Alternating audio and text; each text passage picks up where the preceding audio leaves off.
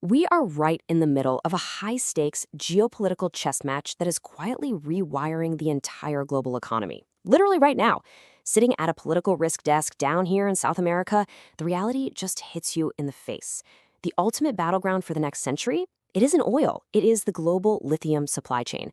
We are watching a massive realignment unfold, where this desperate push for a green energy transition is violently colliding with resource nationalism.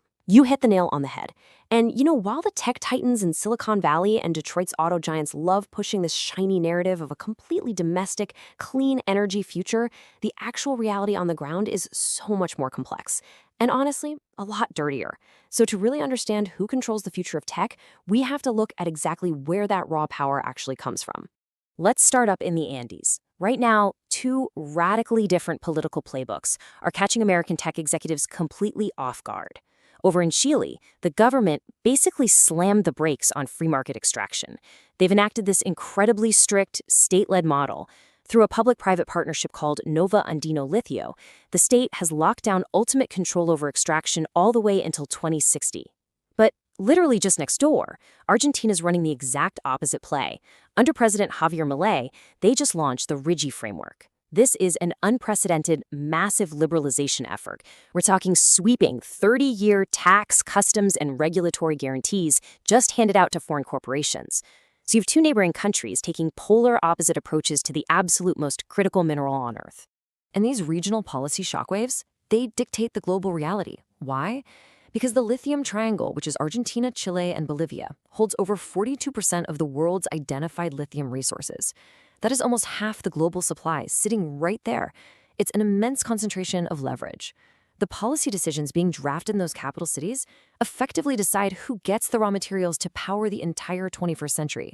If you want to build an EV, a smartphone, or a massive grid storage battery, well, you're entirely at the mercy of the political volatility happening at 12,000 feet up in the Andes Mountains.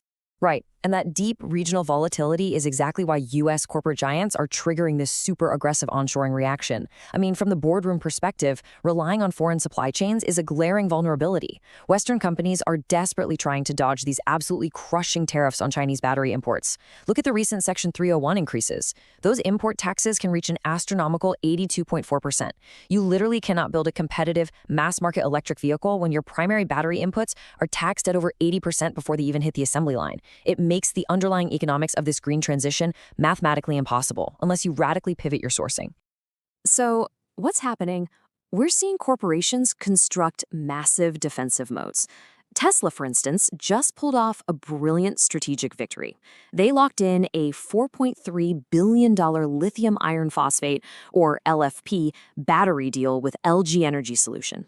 By securing this dedicated domestic supply chain from a plant up in Michigan, Tesla isn't just buying batteries, they're effectively building an impenetrable fortress around their production line. They are permanently shielding themselves from tariff vulnerabilities, unpredictable trade wars, and the crazy policy swings of foreign governments. And this move fundamentally redefines national energy security. That domestic pipeline from Michigan, it feeds directly into Tesla's massive megafactory down in Houston, Texas. Their target output is a staggering 50 gigawatt hours of utility-scale energy storage capacity. We're talking way beyond just putting electric cars on the highway here. This is about establishing the infrastructure to power the American electrical grid itself, and doing it entirely independent, completely bypassing Beijing and any external supply shocks. Then, you add in Apple's ruthless supply chain audits, and you are witnessing an absolute masterclass in American corporate onshoring. Apple actually hit a staggering milestone recently, using 30% recycled materials across all their products targeting 2025. Plus, their auditing process is so incredibly strict that they've systematically removed 232 non-compliant refiners from their supply chain over the years. They demand absolute compliance. It really is a strategic triumph, proving that Western corporations can, in theory, construct a sustainable, clean, and domestically secure supply chain from the ground up. Okay, I'll admit that corporate optimism sounds incredibly compelling on paper, but looking at this purely from a risk analysis standpoint, it completely ignores the gritty, deeply entrenched geopolitical realities on the ground. We have to strip away the shiny marketing of these corporate sustainability goals and ask a really uncomfortable question.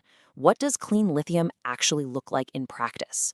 Let's dive into the true environmental and structural cost of this supposedly clean transition. First off, the whole premise of total supply chain decoupling is a sheer myth. We call this the midstream paradox. Let's look at Argentina's newly approved $1.24 billion Cochari-Olaroz mine expansion under that liberalized RIGI framework I mentioned earlier. Guess who the primary partner is? China's Ganfeng Lithium. China has spent decades building massive infrastructure head starts and deeply specialized intellectual property. Their midstream processing networks are so heavily embedded in the global supply chain that even if you extract the ore in the West, you almost always need Chinese expertise, technology, and capital to actually refine it into usable battery-grade material. And when we actually scrutinize this domestic onshoring, this supposedly immaculate alternative, the hypocrisy stings even more. Take Tesla. They heavily marketed their brand new $1 billion Robstown, Texas refinery as utilizing an acid-free, clean process. Sounds great, right? But recently, local drainage district workers stumbled upon an unrecorded industrial pipe. The reality behind the PR? That state-of-the-art green facility has been quietly dumping 231,000 gallons of pitch-black wastewater every single day into a public ditch, a ditch that flows directly toward a highly sensitive coastal bay ecosystem. State regulators initially tested that water for basic pollutants, and they just rubber-stamped it. No permit violations found. But when an independent lab stepped in and specifically tested for heavy metals, they uncovered a horrifying rap sheet of industrial contaminants. They found hexavalent chromium. Yes, the exact same severe carcinogen made famous by the Aaron Brockovich case. They discovered dangerous concentrations of strontium, which poses severe risks to bone and kidney function, alongside highly elevated levels of ammonia that are totally capable of triggering devastating algae blooms. As Aref Mazloum, the consulting engineer for the local drainage district, urgently warned, the abnormally high levels of lithium, strontium, and vanadium act as an undeniable chemical signature. Like he said, it's literally a fingerprint at a crime scene, pointing directly back to the battery processing facility. To make matters worse, that local Texas municipality is currently suffering through a severe drought, yet this massive industrial discharge just continues unabated under a regulatory permit that completely failed to account for these specific heavy metals.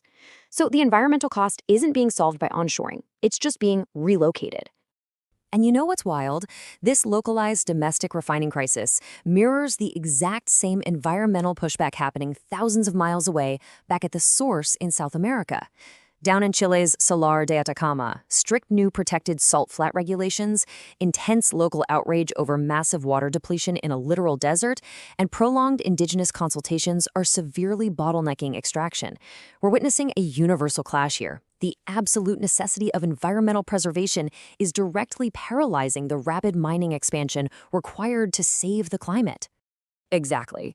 And looking at this undeniable friction, it becomes painfully clear that all this corporate optimism is hitting a brick wall. Between the severe environmental pushback in Texas and Chile, the inescapable geopolitical midstream bottlenecks, and these endless permitting delays, there is a massive economic consequence.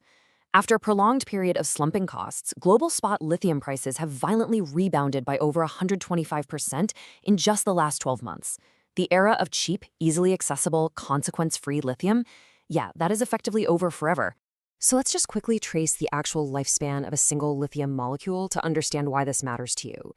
It begins by being extracted under incredibly strict state-mandated environmental rules high up in the Andes. Then, despite all the aggressive political rhetoric we hear out of Washington, it is quietly processed and financed by deeply entrenched Chinese networks. Next, it's shipped across the globe to be refined in highly controversial U.S. plants that are actively fighting local environmental litigation. And finally, every single ounce of that geopolitical friction, toxic fallout, and desperate tariff dodging is baked right into a massive premium cost, a cost that is passed directly onto the consumer.